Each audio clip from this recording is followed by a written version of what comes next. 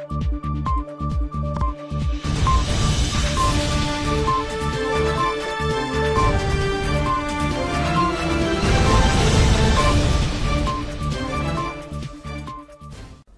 উদ্দিন দ্বিতীয় মিডিয়াম বার ফুটবল টুর্নামেন্টের ফাইনাল খেলা ও পুরস্কার বিতরণ অনুষ্ঠান সম্পন্ন হয়েছে। শনিবার বিকালে মোল্লাপুর ইউনিয়নের কটুখালীর পাড় মাঠে ফাইনাল খেলায় বাহাদুরপুর গাংপাড় ফুটবল একাদশ বনাম হিজিলটুক ফুটবল একাদশের মোকাবেলা করে 2-1 গোলে খেলায় শিরোপা জিতে হিজিলটুক ফুটবল একাদশ। টানটান উত্তেজনাপূর্ণ খেলার শুরুর দিকে আক্রমণভাগের খেলোয়াড় জামিলের গোলে গাংপাড় একাদশ এগিয়ে গেলে প্রথমার্ধে শেষ হওয়ার আগেই সমতায় ফিরে হিজিলটুক একাদশ। দ্বিতীয়ার্ধের পুরোটা সময় জুড়ে আক্রমণ পাল্টা আক্রমণ করে উভয় দল। খেলা শেষ হওয়ার মাত্র কয়েক মিনিট আগেই সারওয়ারের গোলে টুর্নামেন্টে চ্যাম্পিয়ন হয় হিজিলটুক একাদশ। মাঠের চারপাশে ছিল দর্শকদের ব্যাপক উপস্থিতি। খেলা শেষে উল্লাস করেন বিজয়ী দলের খেলোয়াড় ও তাদের সমর্থকরা।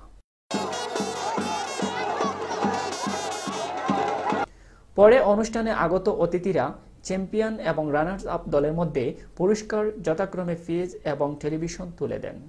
সাবেক ইউপি সদস্য হাজী তমসির আলীর সভাপতিত্বে এতে প্রধান অতিথি হিসেবে উপস্থিত ছিলেন দৈনিক শুভ প্রতিদিন পত্রিকার প্রকাশক ও সম্পাদক আওয়ামী লীগ নেতা সারওয়ার হোসেন।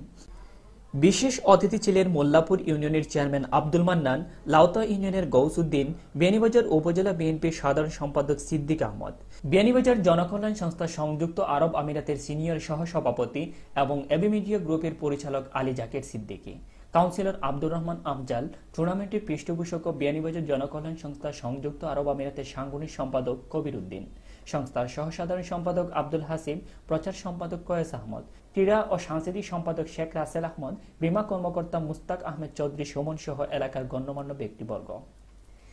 এ সময় অন্যান্যদের মধ্যে উপস্থিত ছিলেন গ্রামের বিশিষ্ট মুরব্বী আব্দুল কাদের, ইকবাল আলী, আসাব আলী, তফজ্জুল আলী, রিয়াজউদ্দিন কটুমনা, আনোয়ার হোসেন, জালাল উদ্দিন, হুসাইন আহমদ, জালাল উদ্দিন, আব্দুর রহিম, মঈনুদ্দিন, আব্দুল হক, শরীফ উদ্দিন, পরিচালনা কমিটির সদস্য রাবেল আহমদ, নজমুল হক, তানভীর, জাহিদ, জুনেদ, নাহিদ ও জাহেদ সহ প্রমুখ। আহমেদ আল কবির, টাইমস টিভি ডেস্ক।